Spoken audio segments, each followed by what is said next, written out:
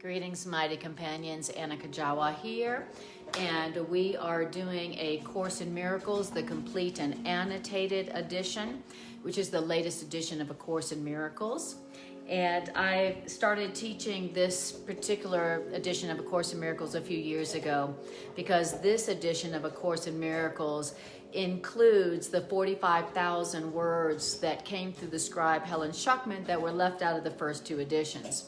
And so I wanted to do this edition because it's just chock full of really beautiful ideas that are new to us Course in Miracles students who have been studying it for a while. So I'm just going through the book, and I am now in chapter 6. So I'm in the complete and annotated edition of A Course in Miracles. I'm in chapter 6 and the first section in chapter 6. Thank you, Les. Hi, Carrie. Hi, Les. Beautiful. Thank you. Thank you. And this section is has been for me one of the most powerful and useful and helpful and healing sections of the entire course. I have gone to this section over the last 30 some odd years of teaching whenever I was experiencing something that felt like attack in my experience. Now, I don't know if you've ever experienced anything that felt like an attack in your experience, but in this world, we all have experiences where we feel like we have been attacked by someone or something. And this is the section that I always go to so that I can have a reinterpretation, a healing interpretation of whenever I have felt attacked or persecuted. And this is the material, this is the ideas that if you will use it when you are feeling attacked or persecuted by whatever or whomever, if you will use these ideas, if you will apply these ideas to that experience of being attacked, then it will transform your perception of being attacked into a miracle. So, does that seem practical? Does that seem helpful for living here on planet Earth? Well, let me tell you something. I have, through these ideas right here in this section, transformed times when I have felt attacked into some profound miracles, profound learnings and healings. So I offer this section to you as something that you also can use to transform any experience of attack, being attacked, or feeling guilty about having attacked. I offer this to you as a way to transform that into a profound miracle of healing and grace. Now, beautiful. Okay, so the name of the chapter is The Lessons of Love. So it's The Lessons of Love. All right, that's the name of the chapter. But the first section is called The Message of the Crucifixion. All right, isn't that interesting that in the Lessons of Love chapter, the first thing that we need to learn is what is the message, what is the correct interpretation of the experience we call attack, okay? So it's going to use the term crucifixion and the word attack interchangeably. So our teacher here is wanting us to, number one, have a new interpretation of the attack that our teacher experienced that we call the crucifixion. But our teacher here in this section is telling us that we need a new interpretation of the crucifixion, of the attack. Why? So that we can become an equal teacher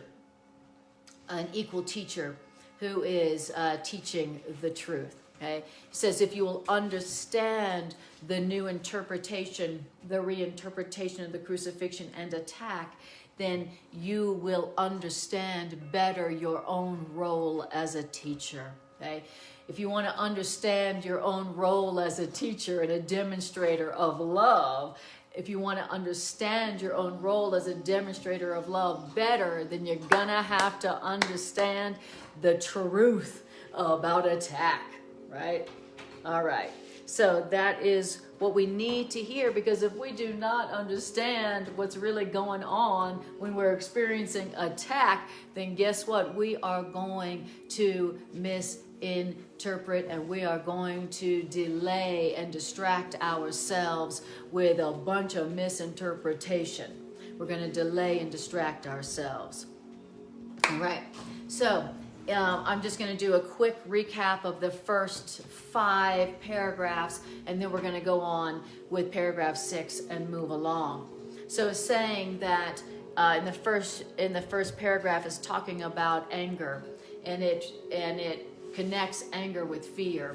And it says that anger, we're talking about anger, talking about attack, talking about anger, because we need a new interpretation, a correct interpretation of it, so we don't get distracted and delayed by misinterpreting attack and anger. What is anger? It says anger always involves projection of separation. It says first there's fear, then there's anger, and anger always involves projection. So what is anger? It's projection of the separation. Whatever I'm feeling that I don't like, my anger is a projection of the separation that ultimately must be accepted as one's own responsibility. If I'm feeling disconnected, if I am feeling hurt, if I am feeling incomplete and empty, it must be accepted as my own responsibility instead of being projected out as if somebody else is making me feel the way I am feeling. It says anger, what means anger always involves projection of separation, which must ultimately be accepted as entirely one's own responsibility. Wow. Okay, so big answer there. If you are experiencing anger, if you are experiencing any effects of anger or fear, the healing, the correction of it comes from accepting what? Accepting anger and the feeling of separation as entirely one's own responsibility. That's where healing begins. I accept the way I am feeling. I accept the pain and the anger and the sadness that I am feeling. I accept the feelings of separation that I am feeling as entirely my own responsibility. I am making myself feel this way, period. Whether I believe it or not, whether I accept it or not, whether I understand that or not, I accept that as my own responsibility. That is how healing begins. Okay, that is how the healing of anger and all of anger's effects. So I'm going to say it again. Anger always involves projection of the separation that you are feeling. If you're not feeling good, you don't like the way you're feeling, it's because you feel separate. Now it says this. It says it's going to tell us the truth about anger. Okay, everybody ready for the truth about anger? All right, thank you, Kim. All right. Okay. Speaking of anger, there we go. We had a perfect demonstration right there. Greg tried to take a bone away from our little husky. Okay. So here is the truth about anger. It says anger cannot occur unless, one, you believe you've been attacked. And it says it says anger cannot occur unless you believe 3 premises, 3 ideas. Okay? Anger, that's funny. Kim says, I've been reading about this in ACIM this week. Very interesting. Anger cannot occur unless 3 beliefs have occurred before. The first belief that had to have occurred in you before there was anger is that the belief that you have been attacked. All right. The second belief that you must have believed before anger could have occurred is that that attack was unfair. I've been attacked. It was unfair. And then the third belief you had to have believed for anger to occur is that you were in no way, shape, or form responsible for that attack on you. These are the three completely irrational premises, according to this, that must have occurred in your mind before you became angry. And then the anger, what means projection. All right, now it says, given these three completely irrational beliefs, it makes sense that the equally irrational conclusion that somebody else is worthy of attack back rather than of love follows. So that is the truth about anger. Anger means projection of the separation, which is really my own responsibility. And anger means I believe I've been attacked. That attack was unfair and I had nothing to do with it. As if I had given only love all the time to everyone. Okay? That is the truth about anger. Now, that was what we read. That was what we read last week. Now, it says, now here's the truth about the situation. Here's the truth about that anger that you may have been experiencing. Beautiful. The truth is the truth about the anger and the projection is this. You cannot be attacked. That's the first thing we don't believe, but is true. You cannot be attacked. Second truth about anger, your attack has no justification. And third truth about anger, you are responsible for what you believe. These are the truths that you have forgotten when you have become angry. And these are the truths in the matter that if you will believe them, if you will use them, then all the effects of the anger are undone. And we want the effects of our anger undone because the effects of anger are toxic. The effects of anger are hurtful.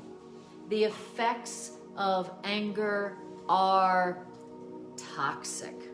I don't know if you've noticed, but no matter how justified you feel in that anger, it hurts you.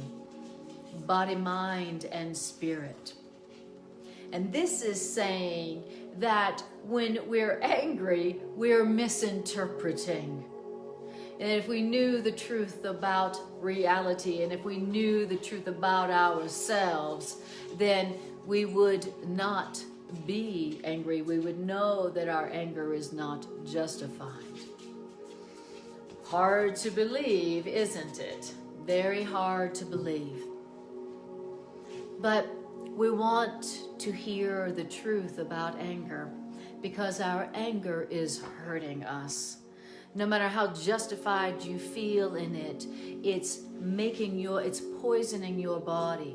It's poisoning your relationships. It's poisoning our world. And if it is true that our true reality, our true identity cannot be attacked by what other people think of us, and if it is true that we are completely responsible for what we think, then really the truth is that anger is not justified at all. Now, love is justified. Forgiveness is justified. Asking for correct perception from spirit is justified. But according to A Course in Miracles, the anger is not only coming from a projection, but it's not justified. Because anger reveals that you do not know the truth about yourself. What truth? The truth that you can't be attacked. As you were created by your loving Creator, your identity, your truth cannot be attacked. It cannot be diminished. It cannot be smeared.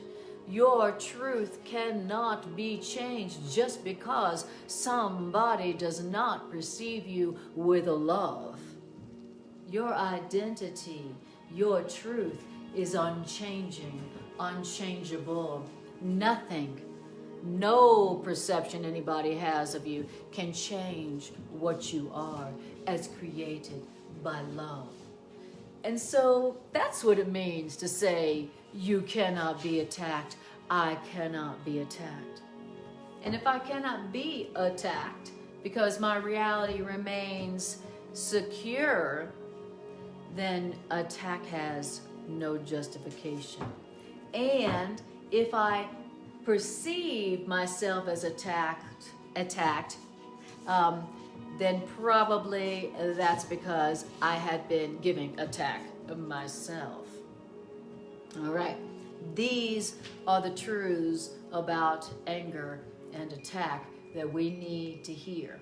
Then, and it says, so if you'll apply those ideas when you're feeling attacked and when you feel like your anger is justified and you got a lot of anger going on and you don't want to poison your body and your relationships and your world, those are the truths to use to tell yourself, even if you don't believe it.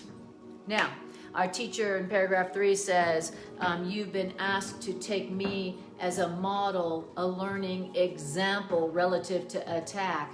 Why? Because our teacher went through an extreme example of attack, all the way onto crucifixion.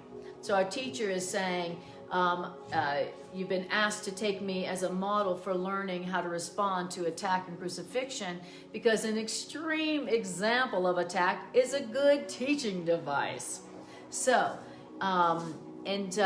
so that's why our teacher is saying that our teacher did the extreme example of crucifixion and attack. Why? So that we could learn. It says we learn best through extreme teaching examples. So our teacher's like, look, I'm going to do the most extreme example of attack, okay? And nothing, so that what you go through relative to attack is nothing compared to what I did, my extreme example of attack of some children of God upon another, so that I can demonstrate the truth to you, that no matter how extreme the attack of one person on another, it don't matter, that you can't kill a child of God. You cannot attack a child of God. You can't attack them, can't change them, can't kill them. So thank you, teacher, who said, I'm going to undergo an extreme example of attack, even unto crucifixion, for you to understand the truth about the true nature, the truth about attack, and the truth about your nature. All right, beautiful. Mm-hmm. It's going to demonstrate it, exactly. Okay, so that's what we are. Our teacher really wants us to get this lesson, and our teacher is saying that our teacher wants us to get this lesson, the true meaning of attack, the message, the truth about attack. Why? Because there is a positive interpretation of attack. There's a positive interpretation of the crucifixion, which is completely devoid of fear. Say what? Well, let's apply that to wherever we perceive attack in our lives. What if you were to tell yourself, supposedly there's a completely positive interpretation of this attack? Wow. Imagine if we were asking that question of the attack that we're perceiving in our lives. In other words, there is a meaning, there's a positive interpretation of this attack that's completely kind and helpful in what it's teaching, if that, quote, attack is properly understood. Wow, great. So what we want to tell ourselves is this: there is a positive, helpful interpretation of this attack, if I will understand it properly, if I will let my teacher, interpret it for me. Wow. So now, how practical and positive and helpful would that be in this world if we really accepted another interpretation of attack? I mean, hello, talk about something that would be practical. All right, now, talking about attack. Okay. Now, so does that sound practical or what? So, what I want you to bring into your awareness as we're going through this is anywhere right now that you are experiencing what looks like or feels like attack, whether it's personal, global, community, whatever, wherever that is. And it's just wherever you feel angry.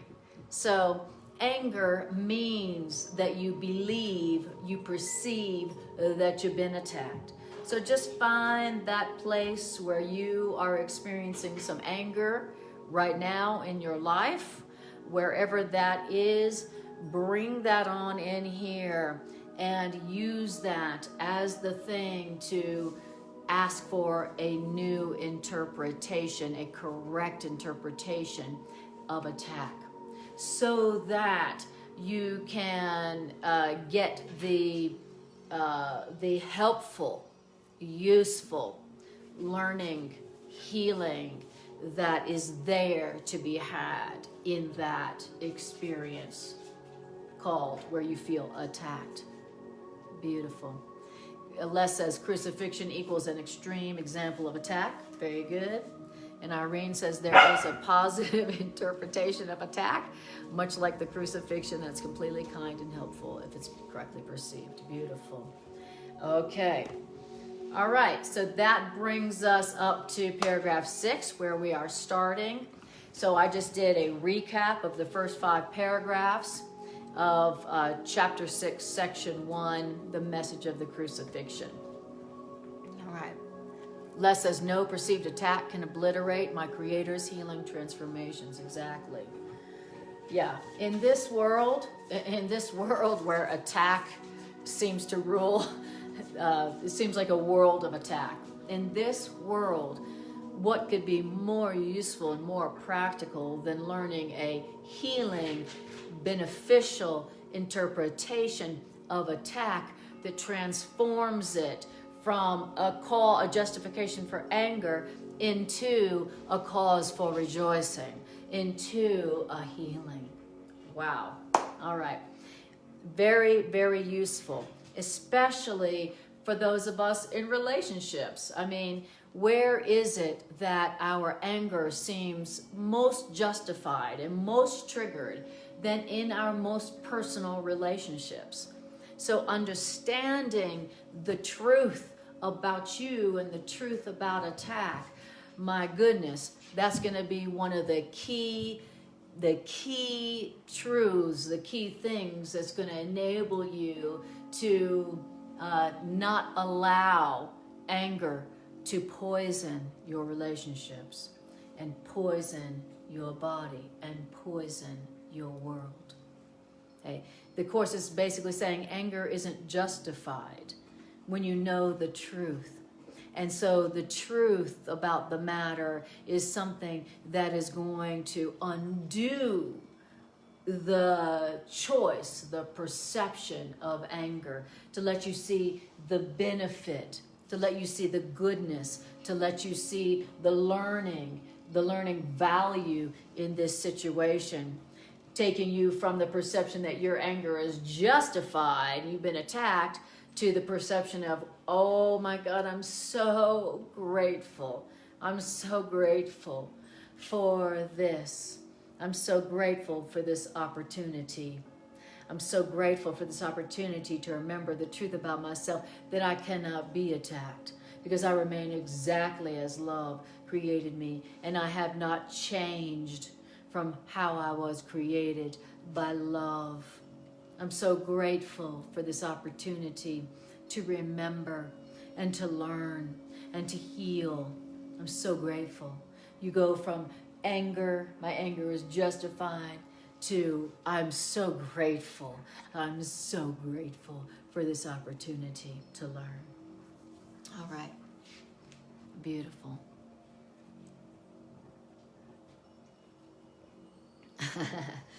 Les says, feelings of attack and anger are fake news, fake perceptions. I love it. Anger is fake news. That's great. Okay, so now we're in paragraph 6. And it says, I told you before, our teacher is speaking to us, that you can always call upon me to share my decision and thus make my decision stronger. All right. Our teacher also says, I also told you that the crucifixion was the last foolish journey that anybody need ever take, and that crucifixion experience should mean release from fear to anyone who understands it. So if you understand that attack, whether that was the attack story of our teacher or your own attack story where you feel like your anger is justified, if you understand it correctly, then it means the release from fear. Wow. Okay, so that attack that I experienced, that I thought really justified my anger, you're telling me that if I understand it correctly, that means the release from fear. It's really offering you the release from fear. If you can understand that attack and interpret it correctly, then you'll be released from fear. That's what it really means, if you would understand it and interpret it correctly. Now that's different. Hi, babies. All right. Now it says, while we emphasized the resurrection only before, the purpose of the crucifixion and how the crucifixion actually led to the resurrection was not clarified at the time.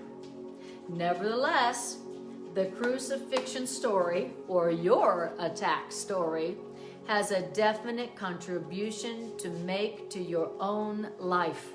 If what? If you will consider it without fear. Which means that if you will consider the crucifixion story or your own attack story without fear, it will help you understand your own role as a teacher. Aha, very interesting. So in order for you to understand your own role as a teacher and a healer, then you're going to need to understand the true meaning of attack. And it will have a definite contribution to make to your own life. Of course, because here we are in a world full of attack, where it just seems like attack is normal. It seems like attack is the way of life. It's natural and normal. No, it's not. But we live in a world that it just seems like a world full of attack. And so in this world of attack, understanding the true meaning, the true gift in the experience of attack will help you to understand your own role as a teacher, because that's what you're going to be reinterpreting all the time. As a teacher, as a healer, as a teacher of love, as a healer in this world, as a demonstrator of love, you're going to need to be able to reinterpret attack. Because as a teacher of love and a healer, you are going to be being brought people who are suffering the effects of attack. As a teacher and a healer, you yourself are going to need to be healing your perceptions of attack and your own anger. That's what you do as a healer and a teacher. Okay? You're going to be healing the perception of anger and attack and its effects within yourself and within others. All right? Because when people are suffering around you, it's because they have been perceived as attacked. They perceive themselves as attacked, or they've been attacking, okay, with anger and guilt. So this is crucial to our ability to fulfill our function as teachers and healers.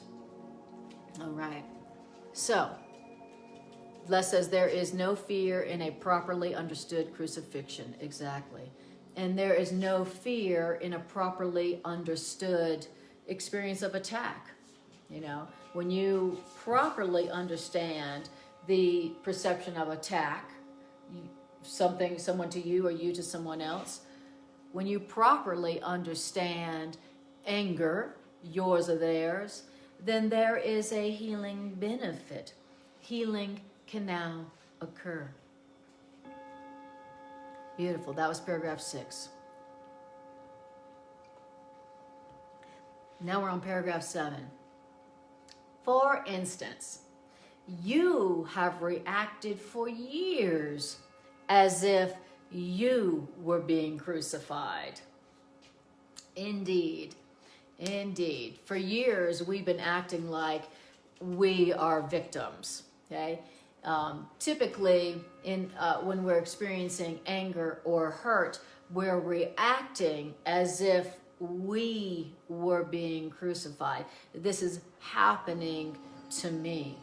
Of course, when you're experiencing yourself as being attacked, rarely are you, obviously you're not understanding that you are responsible for how you're feeling and how you're perceiving yourself.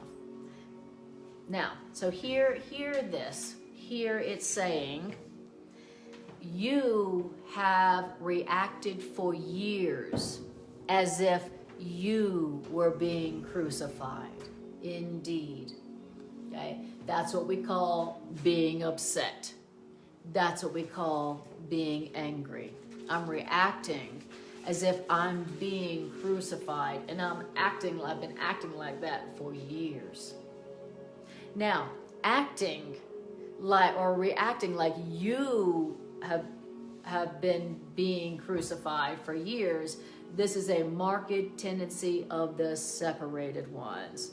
Who's the separated ones? The separated ones are those who always refuse to consider what they have done to themselves. Wow. Okay. So that's the separated ones. These are the angry ones. These are the sick ones. The ones that are sick, the ones that are angry, are the separated ones who always refuse to consider what they have done to themselves. Wow. So, and that's what it means to say you have been reacting for years as if you were being crucified. This is happening to me. My anger is justified. I am being attacked. I had nothing to do with it, and I had nothing to do with it. I refused to consider that I may have done this to myself. That's who the separated ones are. That's who the sick ones are. Okay? So the sick ones, the angry ones, are the ones who are always talking about how other people are crucifying them, how other people are hurting them. And they never stop to think, I wonder how I might have attracted that, or said yes to that, or have given it myself, and so now believe I deserve it. I wonder if I'm in any way, shape, or form responsible for having attracted this or said yes to this. Now, if those sick and angry ones for a moment considered what they may have done to themselves to have either attracted that or said yes to that, then this person can be healed. They can accept the truth about themselves that can produce healing in their minds and in their bodies and in their hearts. So it says, you may have been reacting for years as if you were being crucified or attacked. Well, this is a marked tendency of the separated. The separated are those who always refuse to consider what they have done to themselves.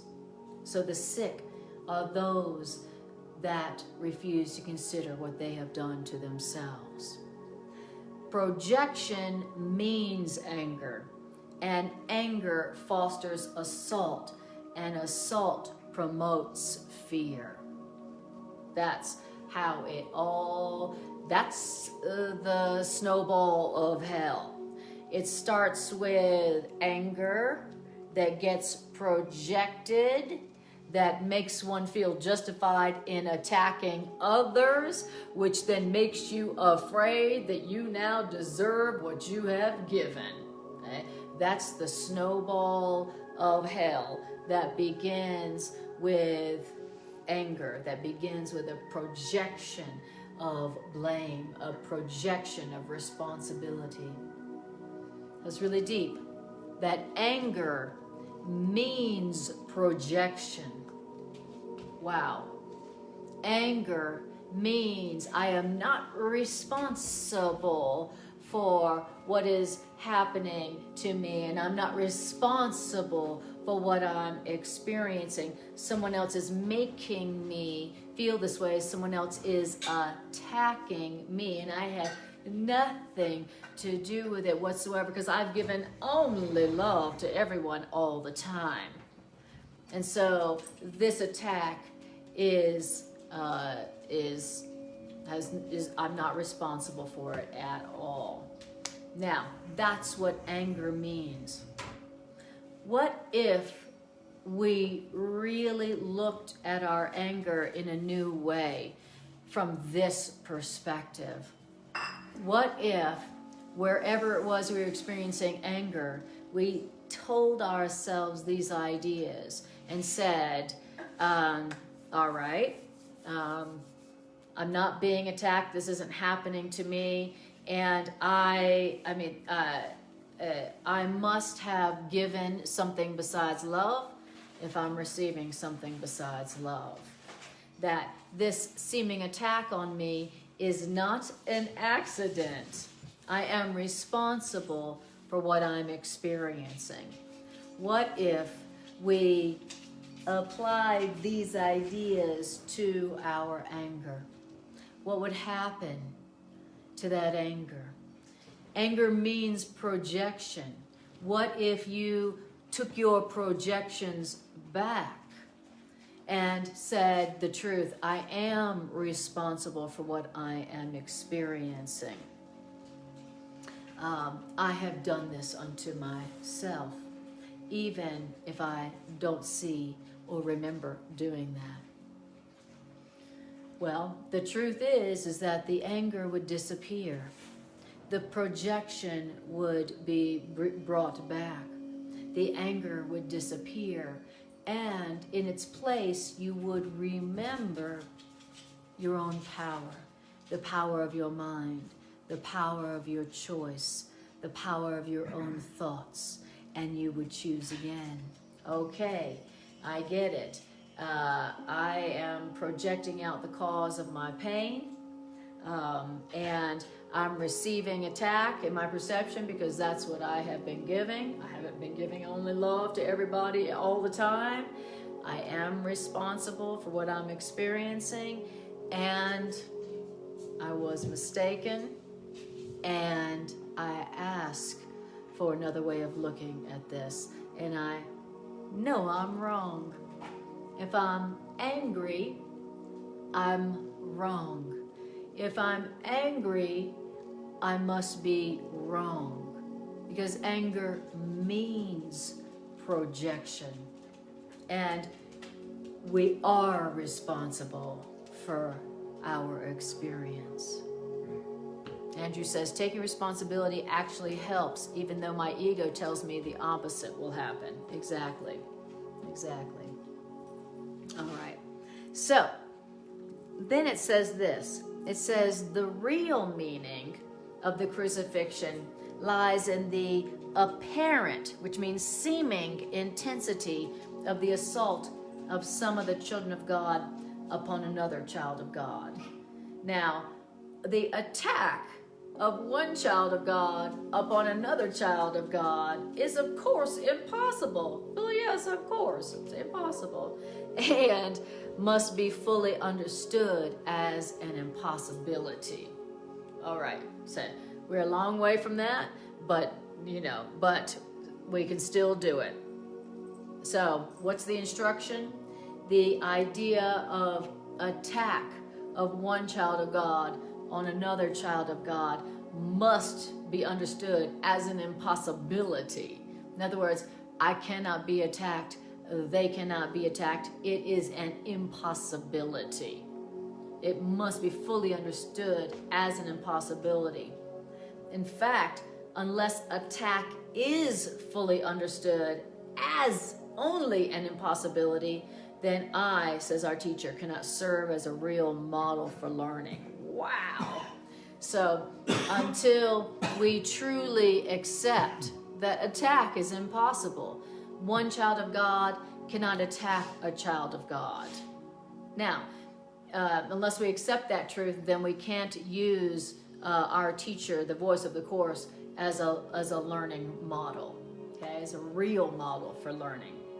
Now, assault can ultimately be made only on the body. So, okay, yes, assault can be made on a body, attack can be made on a body, but we are not our bodies. And that's what it means to say that you cannot really be attacked. Who you really are cannot be attacked.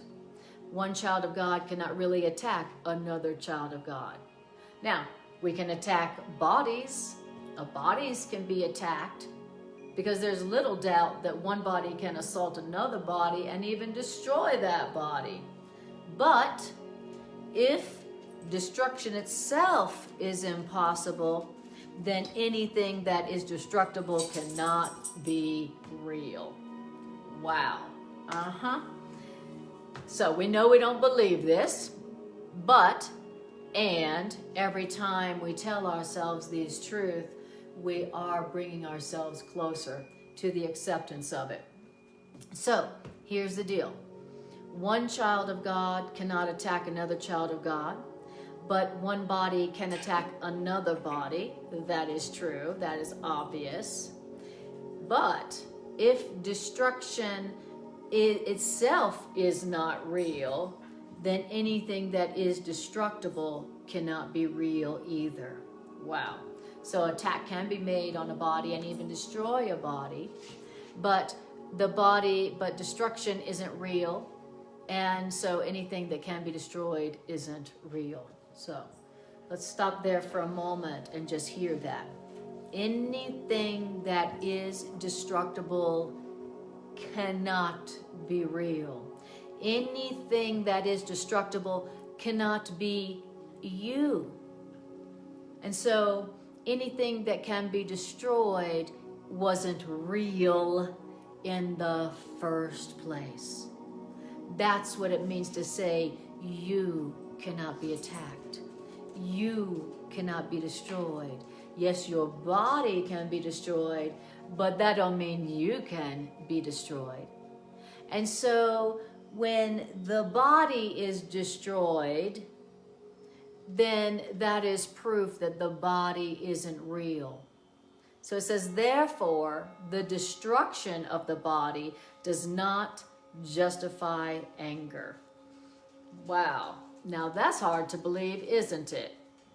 The destruction of the body does not justify anger. Why? Because the body isn't real. Who you are cannot be destroyed. And so the destruction of what isn't real does not justify anger. All right, Course in Miracles, we'll take your word for it on that one. Obviously, we do not believe that we are not our bodies, right? We do not believe that we are not our bodies. Why? How do we know? Because we still believe that if somebody destroyed our body or the body of someone we love, that would most definitely justify our anger. And so this is letting us know, it's a little pop quiz test to reveal to us just how much we really do believe that we are our bodies and that our loved ones are their bodies. But if we are tired of the pain and the grief that we feel in the idea of death, our death or someone else's death, if we're done with the fear of that and the pain of that and the grief of that, then this is the idea that will end our grieving and our suffering. So if you're grieving because someone's body was destroyed through death, if you are afraid of the destruction of your own body and that fear is poisoning your peace and your life, then this is the idea that will save you and heal you from the painful effects of the grief. And the way that it heals us and saves us is we go, okay, if their body was destroyed through death, that's not who they are. That means that that's not who they are. The body, their body, they are not their bodies. And so the destruction of their body through death is nothing. Nothing happened. Only an illusion ended. But who they are continue on in glorious creation. That is the answer. That is the healing truth that heals the pain of grief.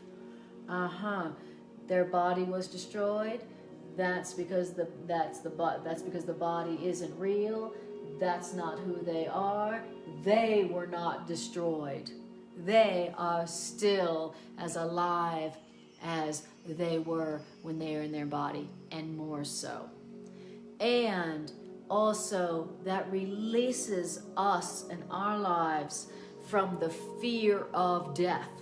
Okay? Course in Miracles says our fear of death is like a black shroud that covers our lives with a dark cloud. And so we don't even know what we would experience or how we would experience life if we weren't afraid of death. And our psychologists tell us that our core existential anxiety is the fear of death, which really is the belief in death. And so this truth is a way to heal us of our fear of death and our belief in death, which is really darkening and shrouding our lives and our relationships with something that's not even true. And so what we want to tell ourselves is this: the destruction of the body, the destruction of something that isn't even real doesn't justify anger. Because what's real and true cannot be destroyed. Who you are cannot be destroyed. Whom you love cannot be destroyed through the death of the body. That's just the truth. And so anger is not justified. Your anger at the loss of whom you love isn't justified if you didn't lose them. And you didn't lose them. And you don't have to worry about them losing you through the destruction of the body. Hallelujah. This is the correction of the belief in death. So we're talking about anger, and anger being the belief that you've been attacked and that the attack was unfair and that you are no way responsible for that attack. But then it goes on to talk about that anger also is a result of the belief. Anger is also being upset about the destruction of the body that's not even real. So talking about causes of anger. Now, to the extent to which you believe that the destruction of the body or death does justify anger, you must be accepting false premises and teaching false premises to others. Whew. So if you are demonstrating, if you believe that the death of the body, the destruction of the body justifies anger, you are teaching false premises and believing them yourself. That's really not a thing that a teacher of love and a teacher of truth really would want to teach. All right. So how we doing out there? So Irene said, Les says, more core cannot be lost. More core, yes. Trisha says, hi, I'm here, beautiful dress. Thank you, Trisha. Thank you very much. Yeah, I decided I needed color. You know, I like the last, all my sessions, like black. I got more black in my wardrobe than anything. And so, since I was going to be teaching about death tonight, I thought maybe I would wear some color. All right, maybe so it doesn't look like I'm always going to a funeral. Now we're in paragraph 9. So remember, we are in the annotated edition. We're in chapter 6, section 1, the message of the crucifixion, and we're just about to start paragraph 9. All right. Nothing like a little light course, eh? Paragraph 9. The message which the crucifixion was intended to teach was that it is not necessary to perceive any form of assault as persecution. Why? Because you cannot be persecuted. Great. Let's put in whatever your version of crucifixion is or happens to be these days. So the lesson that's being presented to you in this experience where you perceive that you've been crucified, wherever that was, the lesson that's being offered you through that experience of attack and crucifixion is that it's not necessary for you to perceive yourself as attacked or persecuted in this attack, because you can't be attacked, you can't be persecuted. So why is this experience of attack and crucifixion coming up again in your life? Why is it that you keep remembering those times in the past where you feel like you were attacked? Why is it it keeps coming up persistently? Because you haven't learned the lesson, the message that is being offered to you by your higher self through that experience, which is this: hey, you can't be attacked. That's why it keeps coming up. It's going to keep coming up till you realize and accept the truth that you can't be attacked. Your reality can't be changed by what anybody has done to you in your perception. No matter how much you feel that your anger was justified, no matter how much you feel like you were a victim of that attack, it still doesn't change the truth. Your reality hasn't been changed. And there is a gift that is being offered to you in this experience. And that gift is the awareness that you cannot be attacked. Why? Because you're not a body. You're created by God. Your reality is changeless, unchangeable as love. And until you accept that you cannot be attacked, even if your body is destroyed, until you accept that truth, the message of attack, then you will continue to experience yourself as being attacked unfairly and being a victim of that. Whew! Wow. Now, so if you respond with anger to that experience of attack, then guess what? You must be equating yourself with the body. If you respond with anger, you're saying, I have been attacked, which means I equate myself with the body. That's what anger means. I see myself as the body that is being attacked, and that is why I am justified in my anger. That's what anger means. Anger means I'm equating myself with the destructible. I believe I can be destroyed, which means I believe I am a body. That's what anger means. I'm equating myself with the destructible, which means I'm perceiving myself insanely, which means I'm wrong about how I am interpreting myself and perceiving myself right now. And when I want peace, instead of the toxic effects of anger, I will say, thank you, God. Thank you, God. I'm so happy to be wrong right now. I'm so glad to be wrong about how I'm perceiving myself right now. Beautiful. Okay. Les says, my core cannot be lost. O death, where is thy sting? Thank you, Les. Beautiful. Irene says, my ego likes it when I forget I'm created by God. Yes, and Irene also says, I cannot be attacked or persecuted.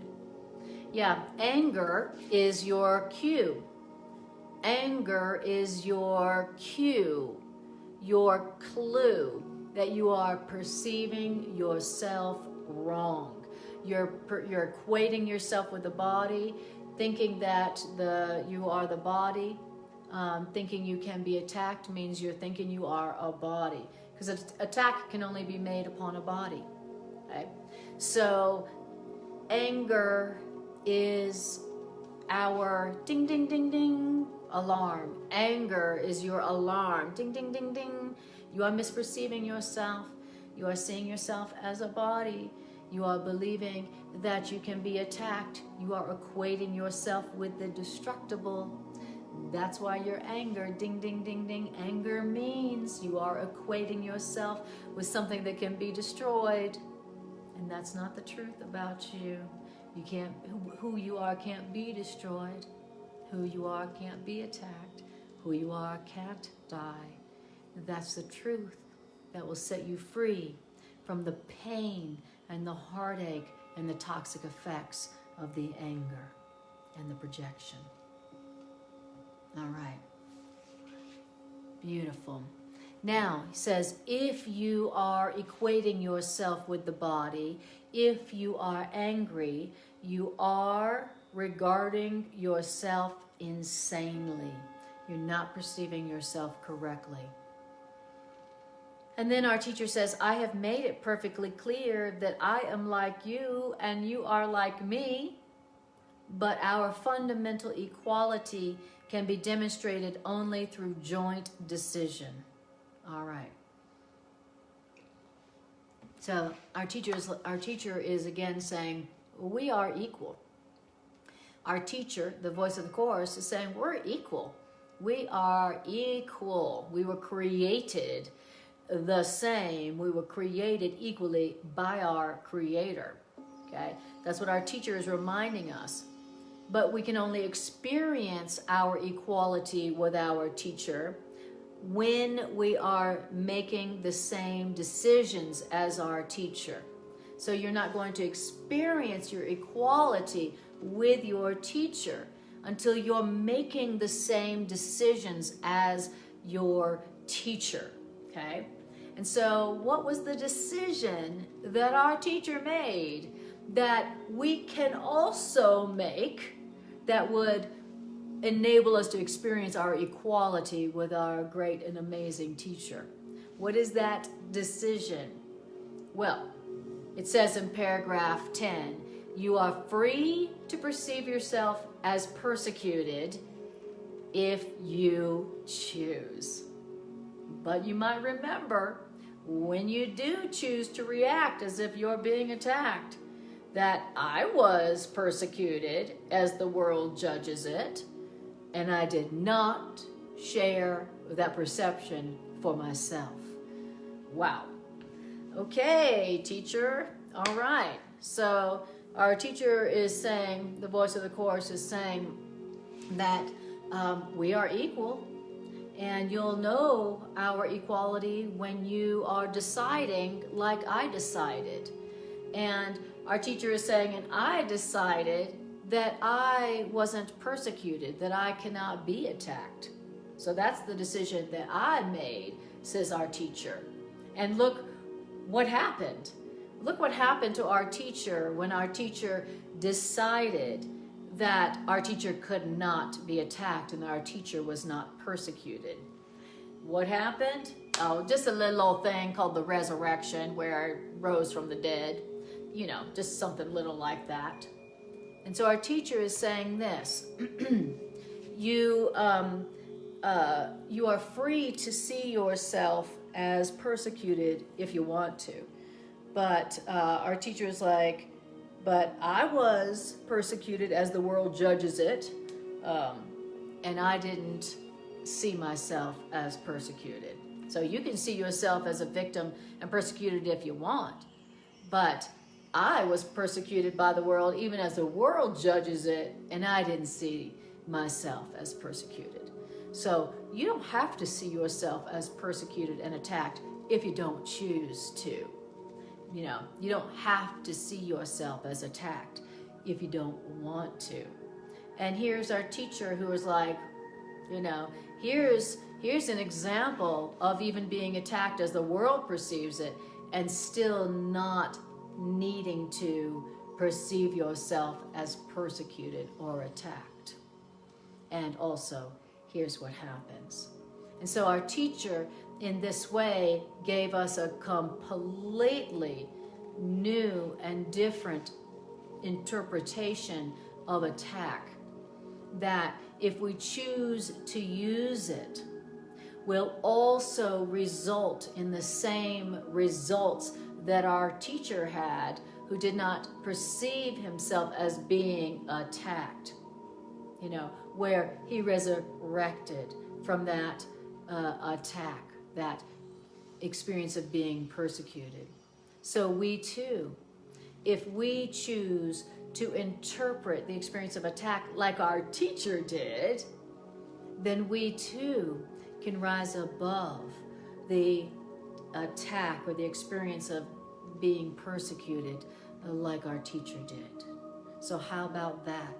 How would you like to rise above, and I mean resurrect above, from this experience of attack in your life, such that not only did it not kill you, that it did not hurt you, and look how glorious, look at you now. Not only did it not kill you or hurt you, but here you are like the phoenix rising from the ashes, and now you are better than you were before. That is what's available to us in our learning a new interpretation of attack in our lives. Beautiful. Andrew says, I'm not being attacked, ... I'm being resurrected. Exactly. That's what's really going on. That's what's really going on. Yes. And Les says, anger sells me short, bad investment. Exactly. Yeah, you know, when we're experiencing the experience of being attacked, What we don't realize is that we're being offered the end of attack. We're being offered the experience of correcting an old belief about attack. We're being offered resurrection is what we're being really offered. We're being offered an opportunity to be free of those old beliefs that we're being crucified. Like it was saying, you've been reacting for years as if you're being crucified. That's right. You know, we've been walking around for years acting like victims and feeling justified in our anger. And what kind of energy is that creating in our lives? When you walk around perceiving yourself as a victim and justified in your anger, you're not putting out love in your life. You're not putting love into your body. You're not putting love into your relationships. You're putting poison into your body, into your life, into your relationships, and into your world. So that you may feel justified in that anger, but it's not true, and you're poisoning your lives in your body for something that's not even true anyway. Now, here's a way to reinterpret those experiences or perceptions of being attacked such that not only do you not use it for more pain and destruction, but you use that perception of attack literally to resurrect your awareness of yourself from just a vulnerable body to a deathless spirit. So that sounds like a good deal. Beautiful. All right. So what our teacher is saying is that and because I did not share this perception of being persecuted, I didn't strengthen this perception of being attacked and being persecuted. And so says our teacher, I therefore offered you a different interpretation of attack. And an interpretation of attack which I do want to share with you. And the reason our teacher says that our teacher wants to share this new interpretation of attack is because our teacher says, if you will believe this new interpretation of attack, then you will help me to teach this new interpretation of attack. Wow. Right. If you are learning and teaching a new interpretation of attack, how helpful and useful are you going to be in this world? I mean, for real. You know, you're going to be the most helpful person on earth because the world is full of the perception of attack. This world is the picture of attack. This world is the picture of the crucifixion of the children of God. That's what this world is the picture of. Okay, and so if you are learning and teaching a new interpretation of attack, then you truly are taking your place among the healers of the world. That's what we're doing as teachers and healers on earth. We are learning a new interpretation of attack. We are learning how to interpret attack in a loving, helpful, beneficial way. Transforming the toxic, painful effects of anger into the effects of miracles and forgiveness. That's what we're doing as teachers of God.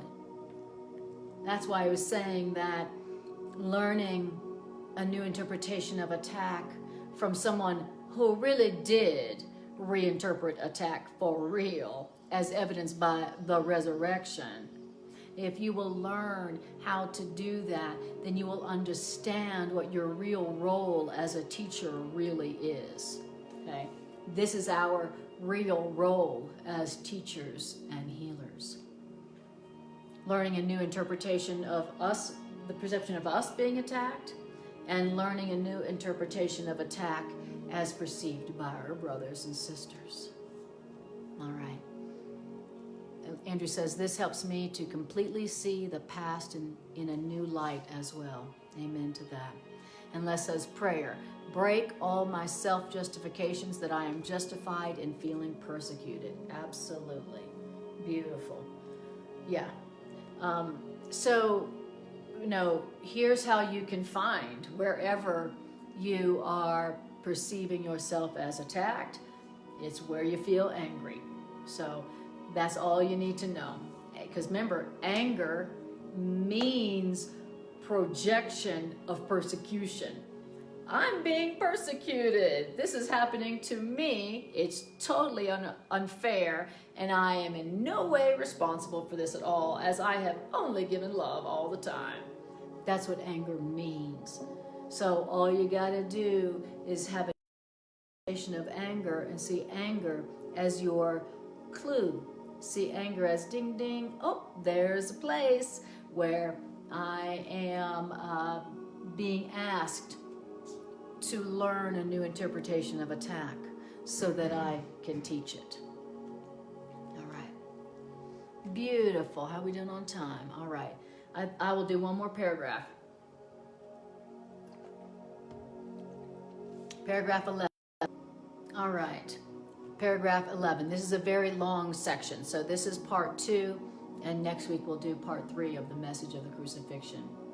Paragraph 11. We have said before, as you teach, so shall you learn. If you react as if you are persecuted, guess what? You are teaching persecution. And persecution is not a lesson which the children of God should want to teach if they are to realize their own healing, their own resurrection, okay? If you want to realize your own resurrection from whatever limitations you've experienced, then you may not want to be teaching persecution. If you want to realize your own resurrection, phoenix rising from the ashes of the past, then you don't want to be teaching persecution. If you want a resurrection of yourself, phoenix rising from the ashes, don't teach persecution.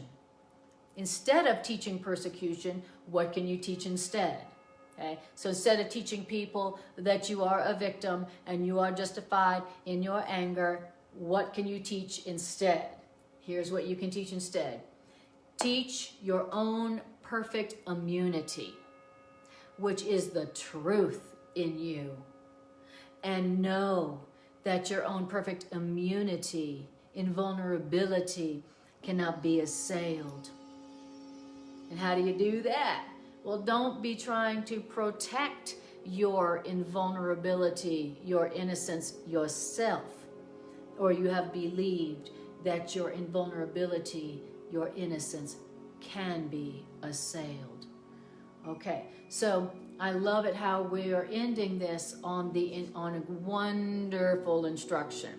So it's telling us you can't be attacked, okay? And so your anger isn't justified.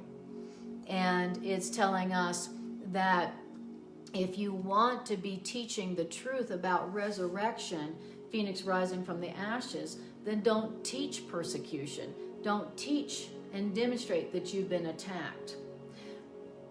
And it's giving us the perfect instruction for what to do instead. So instead of demonstrating and teaching that you're a victim justified in your anger, teach that you cannot be assailed. Teach your own perfect immunity. I'm immune from attack. I'm immune from persecution. I remain as love created me. I cannot be changed by what other people think of me. I can't be changed by what other people try to do to me. I'm going to teach and demonstrate my own perfect immunity. I remain as God created me. I cannot be attacked. I cannot be assailed. I cannot be changed by what other people think of me or try to do to me. I cannot be changed. I cannot be assailed. Teach that. Demonstrate that. Now, anger is not demonstrating that.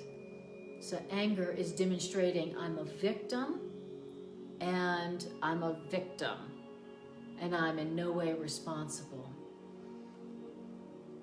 The alternative is teaching my own perfect immunity. So teach your own perfect immunity. So that what? So that you can realize your own resurrection, your own restoration, your own rising above the ashes of the past. Beautiful. That's what we want to be teaching instead. All right, so we're going to stop here, and we're going to do announcements and then an integration meditation.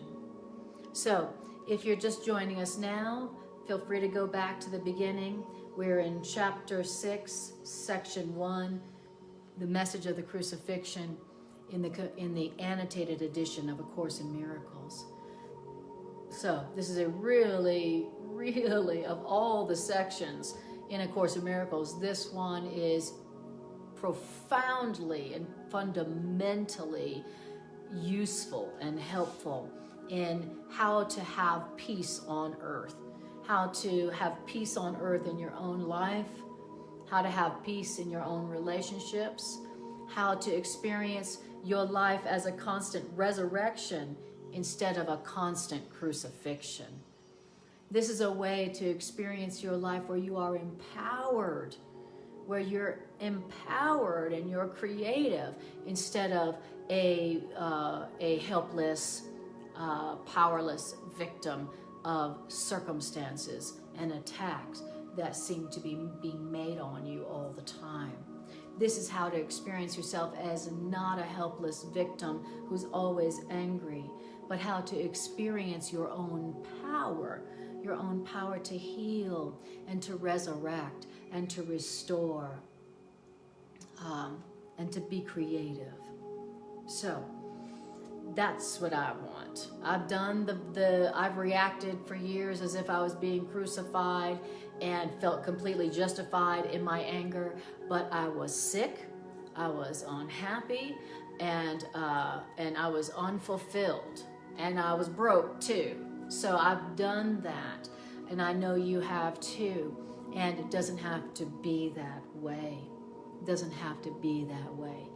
Because the truth is that you are responsible for your experience, and your thoughts are powerful, and you do get to choose how you react and what you believe.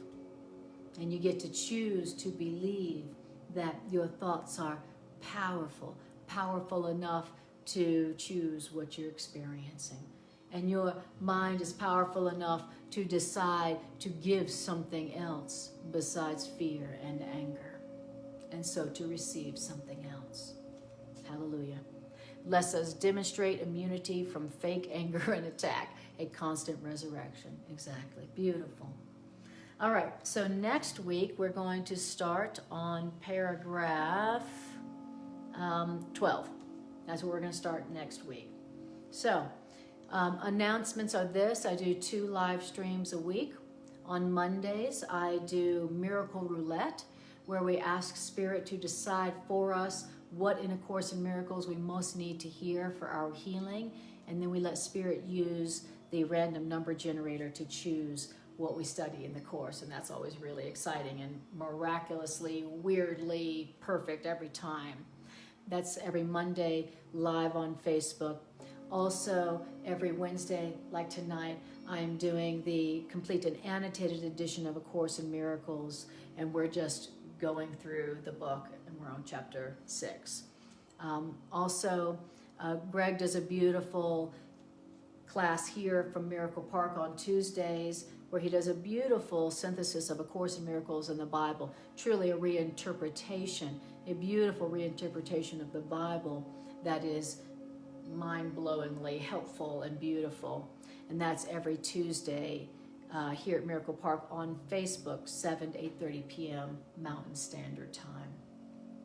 And I am a holistic psychotherapist, and I have a psychotherapeutic niche called Miracle Psychotherapeutics, where I offer psychotherapeutic support to Course in Miracles students who could use some support while they're going through some kind of attack or transition, but they want Course in Miracles perspective of how to react to that in a healing, resurrecting manner. So I'm available for that, and the best way to reach me is to either go to my website, annakujawa.com, find my phone number, and text my phone number, or to private message me here on Messenger.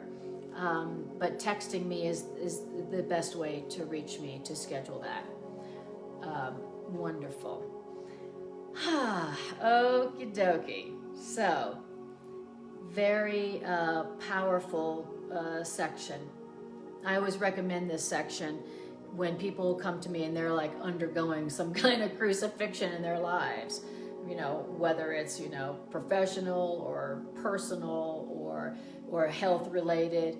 And it's certainly the section that I have absolutely gone to every time when I felt like I was under attack in some way, shape, or form. And it has absolutely every single time turned that attack, which felt devastating, to an experience of me resurrecting into a whole new expression of power and and grace.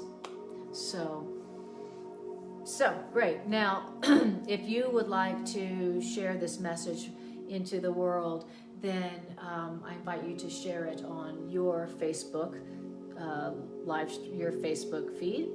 And if you would like to watch other of my classes that I've been doing over the years, then you can go to my YouTube channel and find all of my classes listed in a very easy manner to see them. And if you do go to my YouTube channel, I ask that you like, share, and subscribe. If you would like to support this ministry, that's one of the best ways to do that, is to subscribe to my YouTube channel. Okay. My goal is to go YouTube live stream, so I appreciate that help. Beautiful. Okay, wonderful. So that is my announcements, and I appreciate your sharing of your precious time in joining this healing circle. I really do. Now we're going to do the integration meditation that I end all my classes with, where we take the ideas and we use them. So it's one thing to hear them, it's a whole nother thing to use them. So I want you to close your eyes. Thank you, Tricia. I love it. And we're sending love to your grandma, Tricia. Absolutely. Love, love, love, love, love. Oh, and let's remember, Tricia, that your grandmother is not her body, and that who she really is cannot be destroyed. So let's remember, we're remembering that for your grandmother and for you too. Okay, so I want you to close your eyes and take a breath. And just breathe. And just feel what these ideas feel like in your mind, in your heart, in your body, as you hear the ideas of Course in Miracles.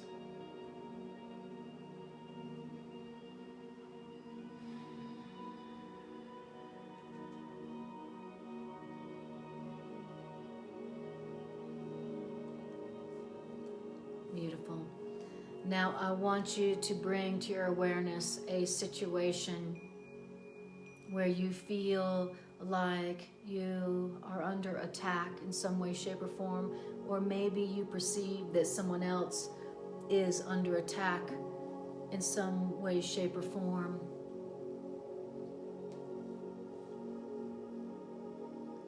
And you can always find those places, because that's the place where there is anger. Where is it in your life or in your world where you have been reacting as if you have been being persecuted or attacked? Where is that in your world, in your life?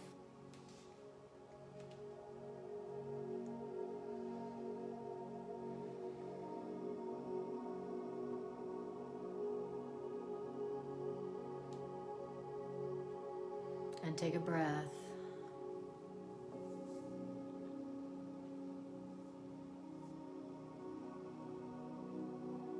Now I want you to tell yourself this, even if you don't believe it. If I am willing to consider this seeming attack without fear, it will help me to understand my own role as a teacher and a healer. This situation where it seems like I'm being attacked has a definite contribution to make to my life in some way, shape, or form. This is helping me. This is helpful. This is helping me to learn something that I really want to learn.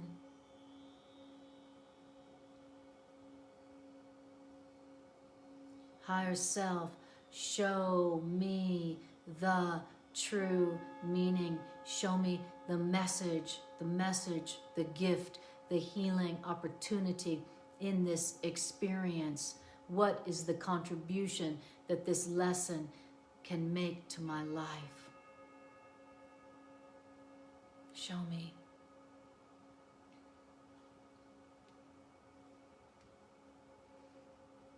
Show me how this seeming attack really is able to lead to my experience of my resurrection. Show me how this experience that feels like crucifixion is really able to lead me to an experience of my own resurrection from the past.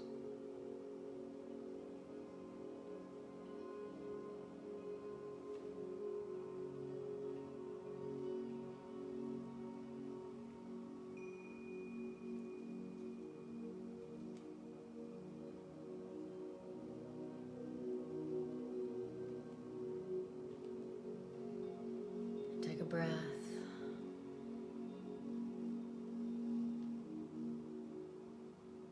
And I want you to tell yourself the truth.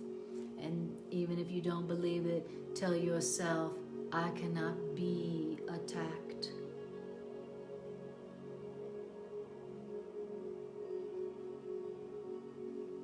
And so my anger is not justified. And I am responsible for what I am experiencing.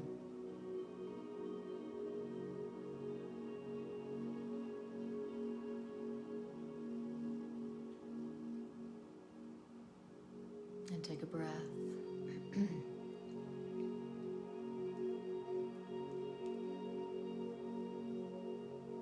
Tell yourself, I have done this unto myself.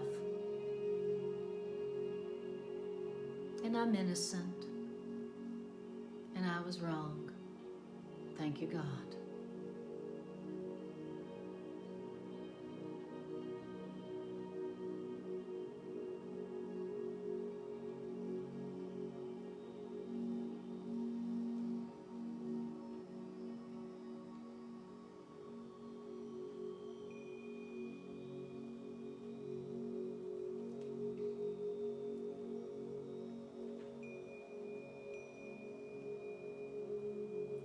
Tell yourself this, it is not necessary for me to see any form of assault in this attack.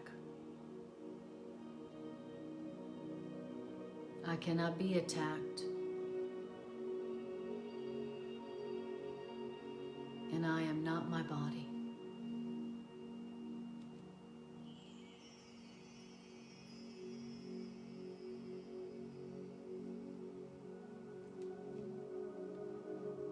And I want you to tell yourself, my anger lets me know that I am equating myself with the destructible. My anger lets me know I am regarding myself insanely. That's what my anger means. That's what my anger is showing me. I must be equating myself with the body, with the destructible. I'm regarding myself insanely right now. That's what my anger is letting me know.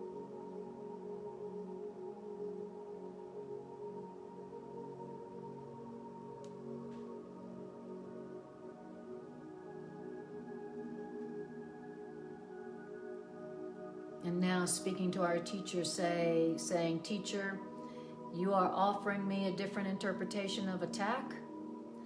I want to share your interpretation of attack so that I can make the same decision you made and experience what you experienced, which was restoration and resurrection from the appearance of attack."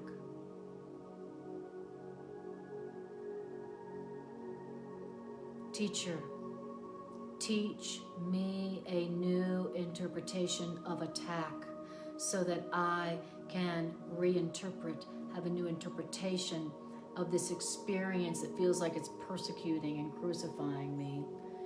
Show me a new interpretation of this attack. Your offering, I accept.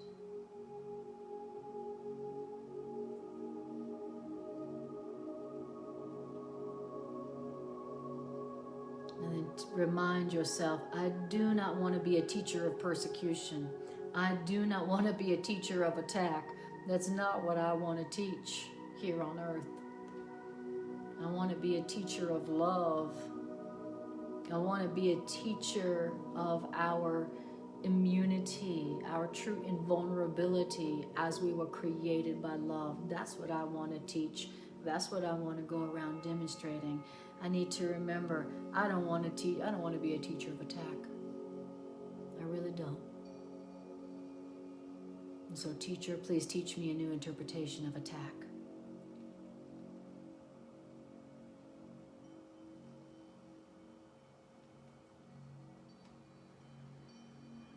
And breathe.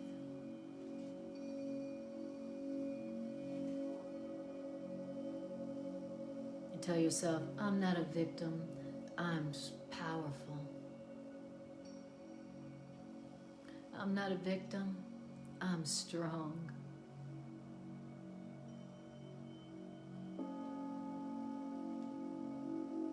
I'm not a victim. I have the power of decision.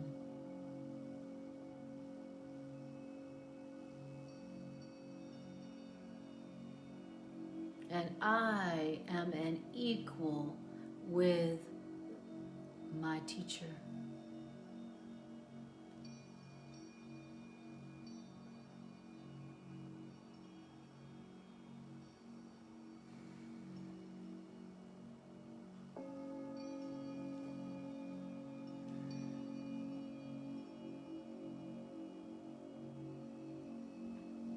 Beautiful. Wonderful. Way to practice A Course in Miracles. Good job, good job, good job. Way to take your part as healer of the world. Good job. I appreciate you so much. And I will see you next time I see you.